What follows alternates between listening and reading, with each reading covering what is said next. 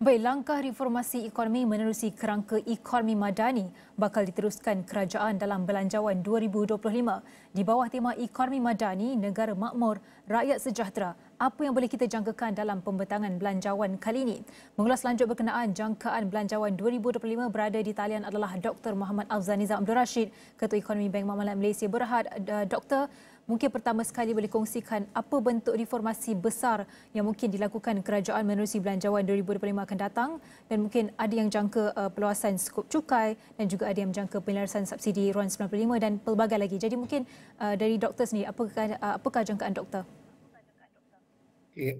Jangkaan saya adalah tak lain tak bukan berkemungkinan saya mengharapkan kerajaan akan mengumumkan uh, plan dari segi ataupun rancangan untuk memperkenalkan semula cukai GST lah.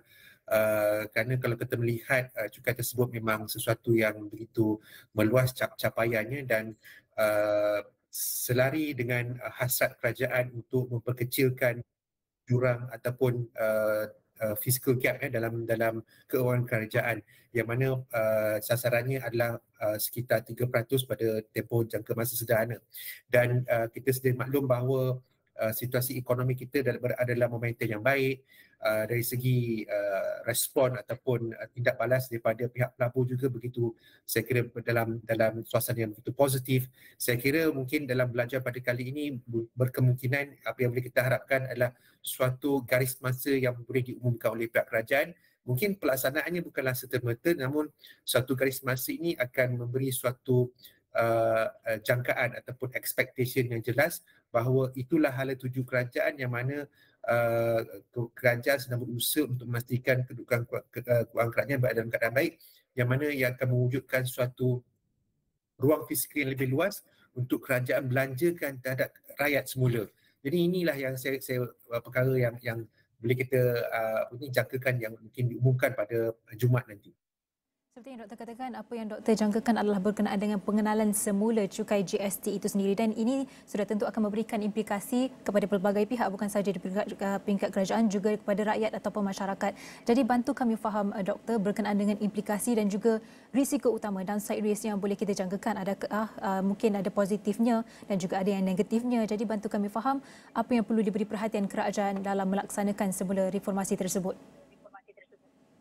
Bagi saya, setiap dasar yang dilaksanakan sememangnya hasratnya adalah hasrat yang murni, hasrat yang baik.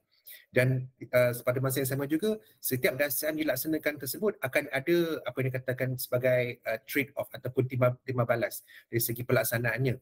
Jadi di sini kita telah mengenal pasti apa yang mungkin perlu dilakukan, dan sudah pasti akan perlu ada suatu langkah mitigasi ataupun mitigation plan, di mana kita sedia maklum sekiranya langkah tersebut dilaksanakan, kesan utama adalah kita bimbangkan adalah kesan kenaikan harga kos barangan lah di peringkat jangka pendek. Dan di sini langkah mitigasi itu sangat-sangat penting untuk memastikan kuasa beli rakyat itu terjamin. Dan kita telah pun saksikan pada tahun ini, kita telah saksikan beberapa langkah untuk pengenalan cukai lah, kemudian rasionalisasi subsidi, dan kita dapat lihat dalam Belanjawan 2024 tersebut telah diumumkan peningkatan dalam peruntukan sumbangan tunai rahmah daripada 8 bilion kepada 10 bilion. Jadi saya rasa langkah mitigasi ini adalah langkah yang penting untuk memastikan dalam tempoh jangka pendek ini rakyat, terutamanya bagi mereka yang mempunyai pendapatan yang sederhana dan rendah, kedudukan ekonominya dapat diminimumkan kesannya itu. Jadi itu saya rasa antara perkara yang akan menjadi pertimbangan lah, kerana setiap apa saja dasar tu seperti saya sebutkan tadi, niatnya murni, niatnya baik, namun dari segi pelaksanaan itu akan ada kesan jangka pendek yang mungkin akan beri kesan yang negatif lah dari segi kos sara hidup. Namun langkah-langkah mitigasi inilah yang akan membantu dalam memperlahankan kesannya ataupun memperbaiki kesannya kepada rakyat untuk tempoh yang terdekat ini.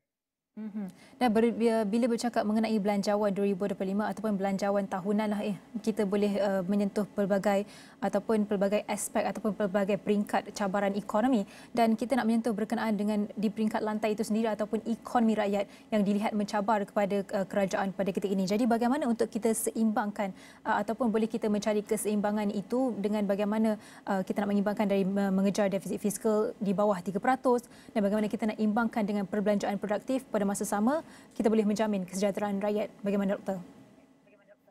Okey, langkah untuk memastikan kesejahteraan rakyat ni adalah langkah yang berterusan dan sememangnya ia bukan sesuatu yang mudah untuk dilaksanakan kerana pertamanya landscape ekonomi itu saban tahun kian berubah. Baru-baru ini kita dikejutkan dengan berita tentang pengurangan pekerja dalam salah satu media sosial ya, yang mana ia melibatkan penggunaan kecerdasan buatan ataupun artificial intelligence yang menyebabkan perubahan struktur dalam pasaran buruh. Jadi di sini orang kata tu lebih banyak orang kata tu keperluan oleh pihak kerajaan untuk orang kata meraihkan landscape perniagaan atau landscape pasaran buruh yang sedang kita lalui ini, yang mana sudah pasti satu aspek utama adalah dari segi bagaimana kita nak meningkatkan lantai ekonomi tersebut, dan ia melibatkan program-program seperti keusahawanan, dia melibatkan program-program seperti latihan, dia akan program-program melibatkan orang kata tu pendidikan lah. Dia sudah pasti program-program ini memerlukan dana, memerlukan sumber keuangan, dan di sini pihak kerajaan perlu orang kata tu membuat satu pertimbangan lah apa yang perlu dilaksanakan untuk tempoh jangka masa pendek dan bagaimana pula kesan jangka sederhana, jangka panjang. Jadi saya rasa itu adalah perkara orang kata tu pertimbangan-pertimbangan yang akan terus dilaksanakan oleh kerajaan untuk memastikan semua pihak orang kata tu terjamin dari segi kehidupan maknawinya.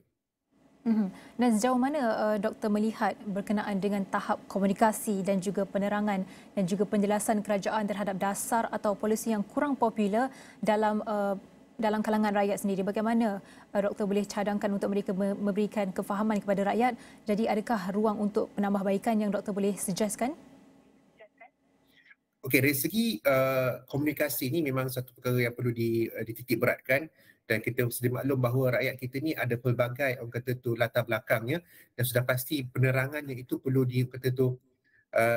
disesuaikan dengan golongan sasaran. Dan di sini medium itu sangat penting.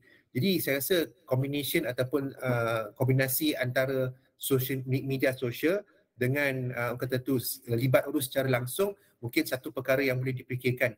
Dan saya rasa yang paling penting sekali adalah bagaimana message itu disampaikan supaya ia tidak terlalu teknikal, dan pada masa sama akan memberi satu message yang jelas kepada rakyat mengapa dasar-dasar ini perlu dilaksanakan. Dan saya kira ini perlu dilaksanakan secara orang kata tu konsisten lah untuk masa-masa akan datang nanti.